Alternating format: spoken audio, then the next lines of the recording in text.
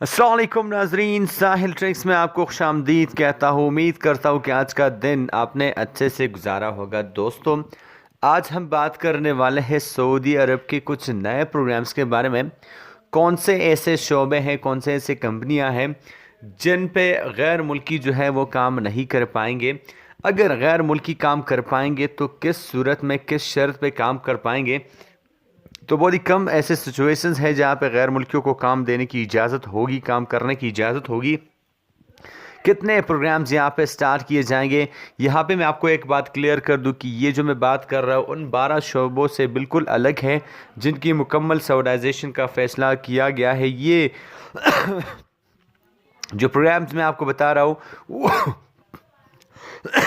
Sorry, ये उनसे बिल्कुल अलग हैं। तो यहाँ पे बात करने वाले हैं उन प्रोग्राम्स के बारे में। तो वीडियो को आपने लास्ट तक देखना है। अगर आप चैनल पर नए हैं तो चैनल को सब्सक्राइब कर लीजिए, साथ घंटी को भी ऑन कीजिए ताकि लेटेस्ट अपडेट्स जो हैं आपको बज़रिए नोटिफिकेशन मिलती रहे। तो यहाँ पे बात करने वाले हैं वजारत मेहनत और समाजी बहबूद की जानिब से सऊदाइजेशन के अमल में तेज़ी लाने के लिए 68 नए प्रोग्राम शुरू किए जा रहे हैं। यहाँ पे मैं आपसे पहले भी शेयर कर चुका हूँ कि ये जो प्रोग्राम्स हैं उन 12 शोबों से बिल्कुल अलग है जिनके सॉल्यूशन का मुकम्मल फैसला किया गया है। इसके तहत प्राइवेट सेक्टर्स में सऊदी बाशिंदों को ज़्यादा से ज़्यादा तादाद में बरसर रोज़गार करके बेरोज़गारी की शरह में जो कमी है वो लाई जाएगी।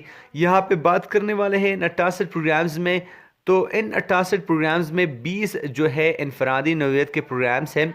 30 का जो है ताल्लुक वो कंपनी के साथ है, यानी 30 जो प्रोग्राम्स शुरू किए जाएंगे उनका ताल्लुक जो है वो कंपनियों से है।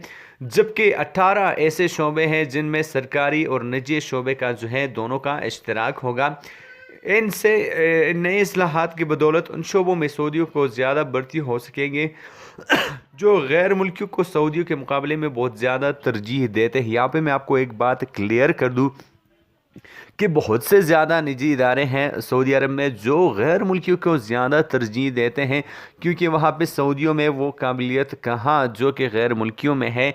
और गैर मुल्की जिन तनख्वाहों पे काम करते हैं, जिन हालात में काम करते हैं, तो गैर सऊदी बाशिंदे उनमें काम करने का सोच भी नहीं सकते। तो यहाँ पे इन इस्लाहात का इस्लाही इक़दाम की बदौलत उन शोबों में सऊदियों को ज़्यादा से ज़्यादा भर्ती किया जा सकेगा जो गैर मुल्कियों को सऊदी के मुकाबले में बहुत ज़्यादा तरजीह देते हैं। लेकिन यहाँ पे बात यह है पहले उन कंपनियों से कहा जाएगा कि वो सऊदियों को किसी मुलाजमत की पहले तरजीह दे। अगर कोई सऊदी बाशिंदा मतलूबा महारत और काबिलियत पर पूरा नहीं उतरता तो फिर ऐसी सूरत में गैर मुल्कियों का इंतखाब तो किया जाएगा। अगर आपके किसी शोबे में सऊदी बाशिंदा आपका वो काम नहीं कर सकता, उसमें वो काबिलियत है ही नहीं, तो फिर ऐसा तो बिल्कुल जायज़ नहीं है कि आप उसकी जगह सऊदियों को भर्ती करो और गैर मुल्की को वहाँ से निकाल दो। तो यहाँ पे इन 68 प्रोग्राम्स में तो ऐसा बिल्कुल नहीं होगा।